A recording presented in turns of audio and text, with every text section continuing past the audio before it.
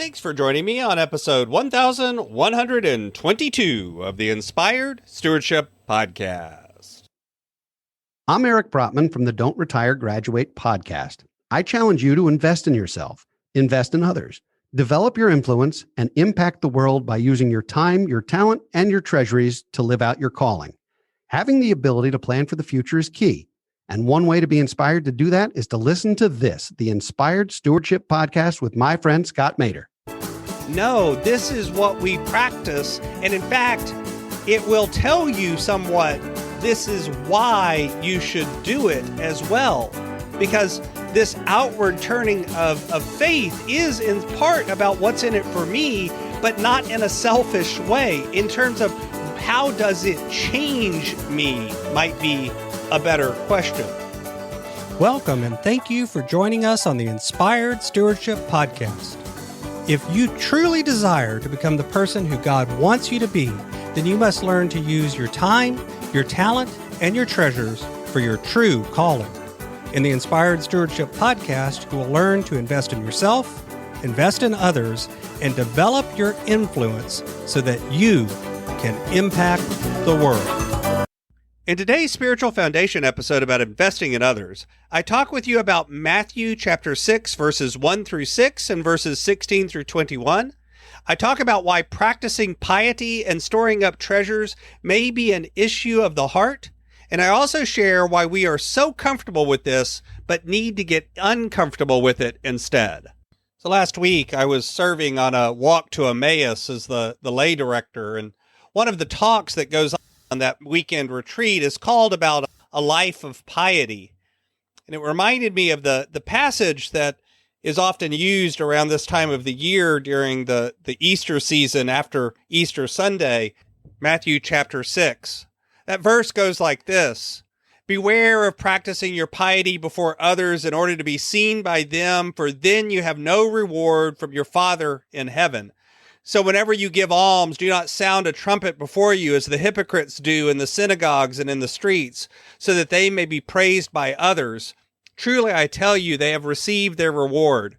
But when you give alms, do not let your left hand know what your right hand is doing, so that your alms may be done in secret, and your Father who sees in secret will reward you. And whenever you pray, do not be like the hypocrites, for they love to stand and pray in the synagogues and at the street corners, so that they may be seen by others. Truly I tell you, they have received their reward. But whenever you pray, go into your room and shut the door and pray to your Father who is in secret, and your Father who sees in secret will reward you. And whenever you fast, do not look dismal like the hypocrites, for they disfigure their faces so as to show others that they are fasting. Truly I tell you, they receive their reward. But when you fast, put oil on your head and wash your face, so that your fasting may be seen not by others, but by your Father who is in secret, and your Father who sees in secret will reward you. Do not store up for yourselves treasures on earth, where moth and rust consume and where thieves break in and steal, but store up for yourselves treasures in heaven, where neither moth nor rust consumes and where thieves do not break in or steal. And where your treasure is, there your heart will be also." Passage often can be seen as a hodgepodge or mixture, especially because it skips over some in the middle. It goes 1 through 6 and then 16 through 21 in the lectionary. And this one, often when that happens, it feels sometimes like it's chopped up. And I would say in some ways this one does as well, because there's the whole beginning part that ought to flows about not trumpeting about your piety, but then there's the treasure in heaven part at the end, and how treasures will be where your heart is, and this that sort of seems a little bit out of place. It all seems to be basically about don't do these things so that others will see you, but instead do them because they're the right thing to do. And I understand that may be something that in some ways seems a little less applicable today, because now it might be about not showing your piety in public because others will slam you for it, where back then it was about not showing your piety in public so that you don't appear to be better than you are, so to speak. There is something here about practicing your piety. I mentioned the walk to Emmaus earlier, and this idea of a life of piety. And I think it's important to recognize that piety is a practice. It is something that we do constantly, and we never really get it right or make it complete or finish it. It's a journey as opposed to a destination. It's something that we do as acts of doing it. And it's the fact that this passage is actually telling you to do these things. It's not saying don't fast. It's not saying don't practice giving charity. It's not saying don't do these things. It's saying do these things because they're the right thing to do. And I think it would be easy to read this passage and say, it's saying do it with the right motivations, and yet the truth is none of us are ever pure of motivation 100%, and therefore we just shouldn't be doing it because the reason matters a whole lot to Jesus. So maybe we should just stop doing it so that we'll be safer. But I think that's not what this is calling us to do. In fact, I think it's saying in part doing this outwardly and paying attention to our inward motivation and working on that is the whole point. To do these things and to do it because we're doing it with the right heart is the goal. And if we practice both of those things, the inward and the outward, we get better at it over time. Now, is it just about doing this because that's the thing we're supposed to do, that we're told to do? Do it because I told you so might work on small children, but it tends to not work so well after that. But instead, I think this is again saying, no, this is what we practice. And in fact, it will tell you somewhat, this is why you should do it as well.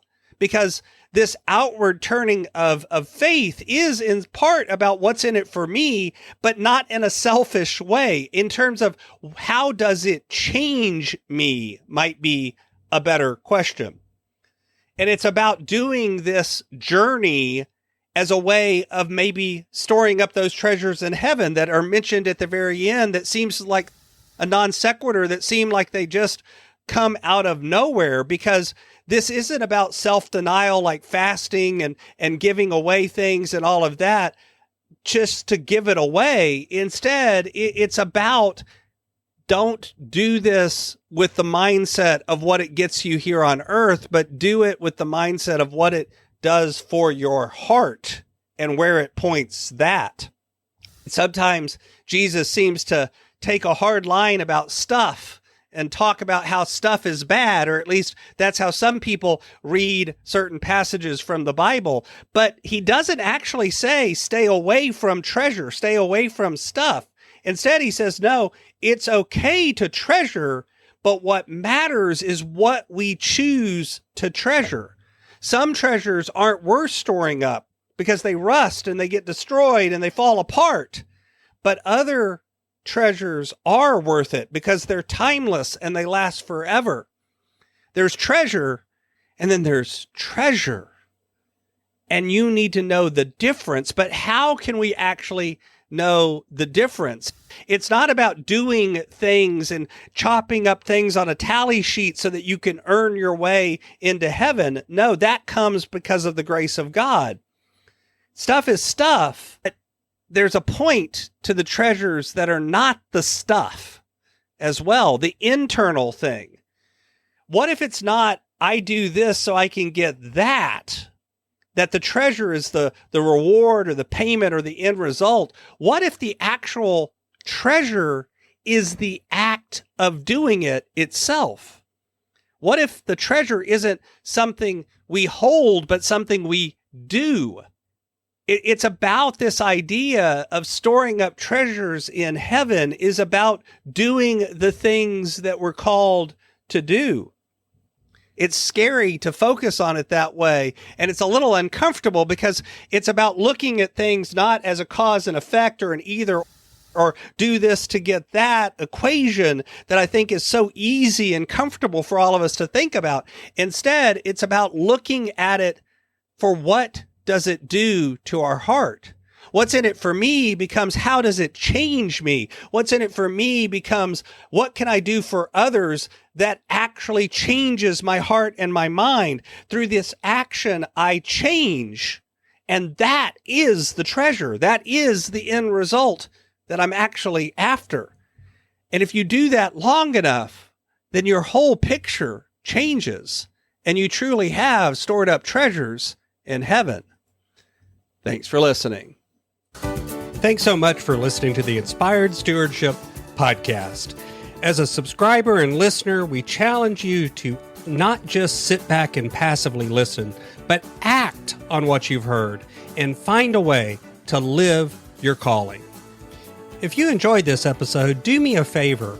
Go over to facebook.com/inspired stewardship and like our Facebook page and mark it that you'd like to get notifications from us so that we can connect with you on Facebook and make sure that we're serving you to the best of our abilities with time and tips there. Until next time, invest your time, your talent, and your treasures. Develop your influence and impact the world.